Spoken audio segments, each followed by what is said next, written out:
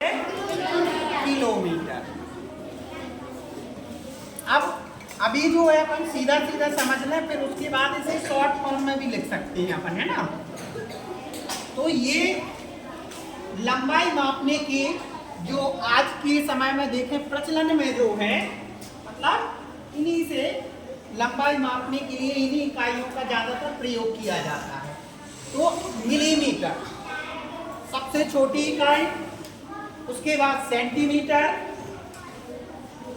और उसके बाद मीटर, फिर उसके बाद किलोमीटर। अब यहां पर अपन देखें कि कितने मिलीमीटर में एक सेंटीमीटर होता है। तो यहां पर अपन देखें कि 10 मिलीमीटर है ना। अब इसको शॉर्ट फॉर्म में लिख सकते हैं अपन, ऐसा भी लिख सकते हैं, है ना।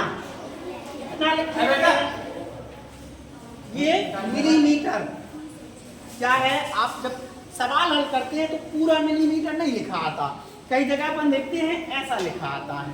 अब इसको पढ़ते हैं, इसका शॉर्ट फॉर्म हो गया, मतलब इसको छोटा कर दिया उन्होंने, मिलीमीटर ऐसा लिखा आता है ना। तो 10 मिलीमीटर बराबर एक सेंटीमीटर। अब सेंटीमीटर को कैसा लिख देते हैं, वो ऐसा लिख देते हैं, एक सेमी, क्योंकि पूरा नहीं लिखा रहता। तो 1 सेंटीमीटर। अब इसके बाद दूसरी इकाई कंप्लीट हो गई, पहली 10 मिलीमीटर में 1 सेंटीमीटर हो गया। अब सेंटीमीटर के बाद क्या आ रहा है, मीटर। तो अब 1 मीटर कितने सेंटीमीटर में होता है, 100 सेंटीमीटर में बराबर 1 मीटर। ठीक है, अब ये हो गया। इसके बाद मीटर, मीटर के बाद क्या है, किलोमीटर।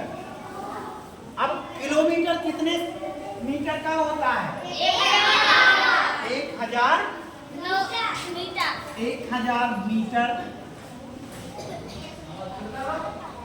अब मीटर को शॉर्ट फॉर्म में ऐसा लिख देते हैं, बुक में कई जगह आप देखेंगे ऐसा लिखा रहता है। तो ये मीटर, क्योंकि इसको जो है वो संक्षिप्त में लिखते हैं ज्यादातर, है ना। तो इस चीज का आपको परीक्षा में विशेष ध्यान रखना है। अगर ये शब्द लिखे हैं तो इसका मीटर, ये सेंटीमीटर। अब 1000 मीटर बराबर 1 किलोमीटर। अब किलोमीटर को भी वो शॉर्ट में लिख देते हैं कई बार, है ना। तो ये लिख दिया किमी और एक छोटा जीरो बना दिया।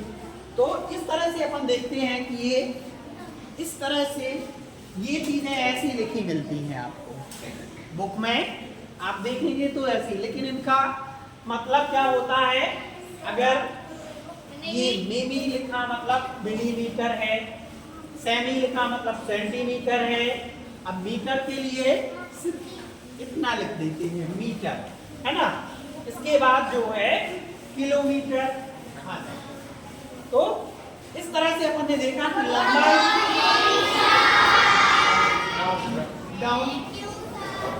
लंबाई को मापने के ये, जब तक ये मापक आपको पता नहीं है, आप जो है कोई भी सवाल जो है हल नहीं कर सकते, है ना।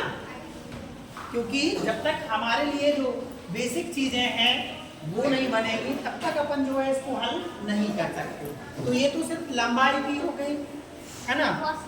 अभी अपन देखें समय की भी इकाइयां होती हैं कि सबसे छोटा क्या है ना। तो ये सारी इकाइयां जो होती हैं तो उनमें ये अपने लिए सबसे पहले ज्ञात होनी चाहिए, तभी अपन कोई भी सवाल हल कर सकते हैं, है ना। तो समझ में आया, चलिए ठीक है। अब जो है आगे की क्लास आपकी